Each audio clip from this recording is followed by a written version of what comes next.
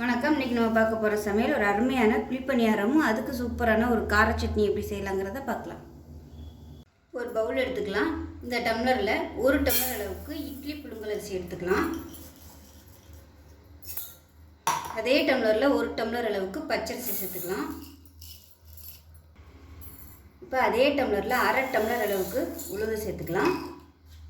2 table spoon கடலைப்பருப்பு, 2 table spoon துவரம்பருப்பு, 1/4 table spoon வெந்தயம் சேர்த்துக்கலாம். இப்போ இது எல்லாத்தையுமே நல்லா 2-3 தடவை கழுவிட்டு பார்க்கலாம். இப்போ நல்லா கழுவிட்டு வந்துட்டேன். இப்போ நல்லா தண்ணி ஊற்றிக்கிறேன். முங்குற அளவுக்கு தண்ணி ஊற்றிட்டு நல்லா ஒரு 3 மணி நேரம் ஊறட்டும். ஊறினதுக்கப்புறம் பார்க்கலாம். இப்போ பார்த்திங்கன்னா மாவு நல்லா நைஸாக அரைச்சிட்டு உப்பு போட்டு கரைச்சி நல்லா ஒரு நாள் நைட்டு நல்லா புளிக்க விட்டுட்டேன். மாவு ரொம்ப தண்ணியாக இருக்கக்கூடாது. இப்போ நல்லா புளிச்சிருச்சு மாவு. இப்போ இதில் எல்லாத்துலேயுமே வெங்காயம் அதில் தாளிப்பு கொட்டாமல் கொஞ்சோண்டு ஒரு 2 கரண்டி மட்டும் நான் எடுத்து வச்சுக்கிறேன். ஏன்னா மிச்சம் இருந்துச்சுன்னா வெங்காயம் போட்டிருக்கறனால நல்லா இருக்காது. அதனால் பத்தலையில் நம்ம கலந்துக்கலாம். ஃபஸ்ட்டு ஒரு 3 கரண்டி எடுத்து வச்சுக்கிறேன். இப்போ இதில் நம்ம வெங்காயம் கடலைப்பருப்பு இதெல்லாம் தாளித்து கொட்டிக்கலாம்.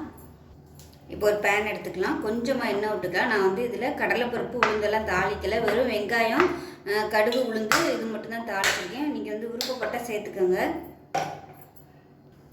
இப்போ எண்ணெய் சூடாயிருச்சு. 1 டீஸ்பூன் கடுகு சேர்த்துக்கலாம். 1 டீஸ்பூன் உளுந்து சேர்த்துக்கலாம்.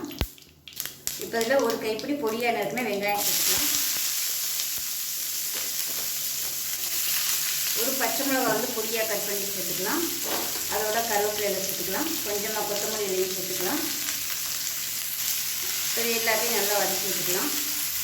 இந்த வெங்காயத்துக்கு தேவையான உப்பு சேர்த்துக்கலாம். வெங்காயம் நல்லா வதங்கிடுச்சு. இப்போ அமர்த்திடலாம். அமர்த்திட்டு ஆற விட்டுட்டு மாவில் கொட்டிக்கலாம். இப்போ நம்ம தாளித்து வச்சுருக்கிறது நல்லா ஆறிடுச்சு. இதை மாவில் கொட்டிடலாம்.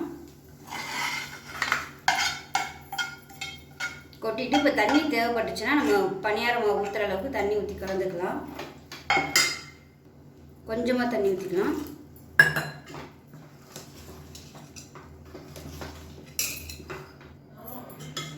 இப்போ பனியாரக்கால் நல்லா சூடாகிடுச்சு. இப்போ எல்லா புளியிலையும் கொஞ்சம் கொஞ்சமாக ஊற்ற ஆரம்பிச்சிடலாம்.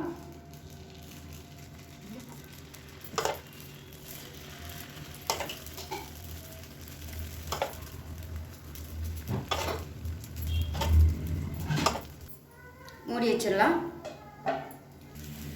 இப்போ பனியாரம் மேல்புறம் நல்லா வெந்துருச்சு. திருப்பி விட்டுக்கலாம். இன்னும் கொஞ்சம் நேரம் விட்டிங்கன்னா உங்களுக்கு நல்லா அப்படியே கோல்டன் கலரில் வரும். இந்த சைடு நல்லா கிறிஸ்பியாக ஆகட்டும். இப்போ பாருங்கள், நமக்கு பனியாரம் அருமையாக ரெடி ஆயிடுச்சு. நல்லா 2 சைடு நல்லா கிறிஸ்பியாக சூப்பராக வந்துருச்சு பாருங்கள். இது எல்லாத்தையும் இப்போ எடுத்துடலாம்.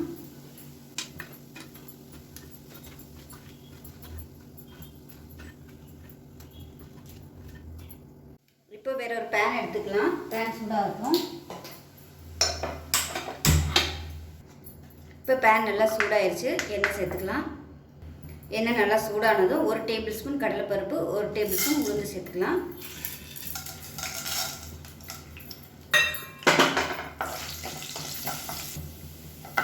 இப்போ கடலைப்பருப்பு உளுந்து எல்லாமே நல்லா பொன்னிறமாக வர ஆரம்பிச்சிருச்சு. இதில் 2 வெங்காயம் நீளமாக நறுக்கி சேர்த்துக்கலாம். அது கூடவே ஒரு 3 பல் பூண்டு சேர்த்துக்கலாம். வெங்காயம் வதங்குறதுக்கு உப்பு சேர்த்துக்கலாம். அதோட சின்ன நெல்லிக்காய் சைஸுக்கு புளியும் சேர்த்துக்கலாம். இப்போ வெங்காயம் நல்லா வதங்கிடுச்சு. இதில் பார்த்திங்கன்னா நல்ல ஒரு 12 வரமிளகா நல்லா சுடுதண்ணியில் ஊற வச்சு வச்சுருக்கேன். இதை சேர்த்துக்கலாம். இதையும் சேர்த்து நல்லா வதக்கிக்கலாம். இப்போ இது எல்லாமே நல்லா வதங்கிடுச்சு. அமர்த்திடலாம். அமர்த்திட்டு ஆற விட்டுட்டு நல்லா நைஸாக அரைச்சிடலாம். இப்போ ஒரு கடாயை எடுத்துக்கலாம். இப்போ தேவையான அளவுக்கு எண்ணெய் விட்டுக்கலாம். எண்ணெய் சூடாகிடுச்சு. 1 டீஸ்பூன் கடுகு, 1 டீஸ்பூன் உளுந்து சேர்த்துக்கலாம். கடுகு வெடிக்கவும் கருவேப்பிலை சேர்த்துக்கலாம். இப்போ இதில் நம்ம அரைச்சி வச்சுருந்த சட்னியை சேர்த்துக்கலாம்.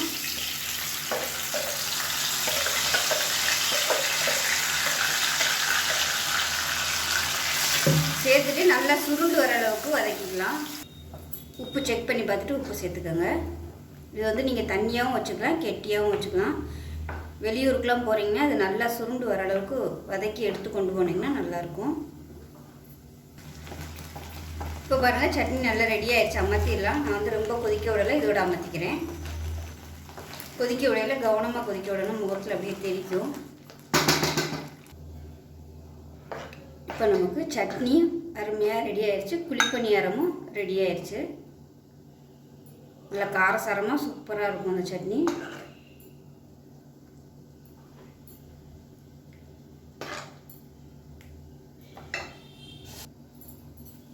இப்போ பாருங்கள் அருமையான பணியாரமும் சட்னியும் சூப்பராக ரெடி ஆயிடுச்சு. ஸோ இந்த சட்னியோட தொட்டு சாப்பிட்றதுக்கு அருமையாக இருக்கும். ஸோ இதே மாதிரியே செஞ்சு பாருங்கள். செஞ்சு பார்த்துட்டு எப்படி வந்துச்சுங்கிறத சொல்லுங்கள். வீடியோ பிடிச்சிச்சுன்னா லைக் பண்ணுங்கள், கமெண்ட் பண்ணுங்கள், சேனலை சப்ஸ்கிரைப் பண்ணுங்கள், பக்கத்தில் உள்ள பெல் பட்டனையும் ப்ரெஸ் பண்ணுங்கள். நன்றி.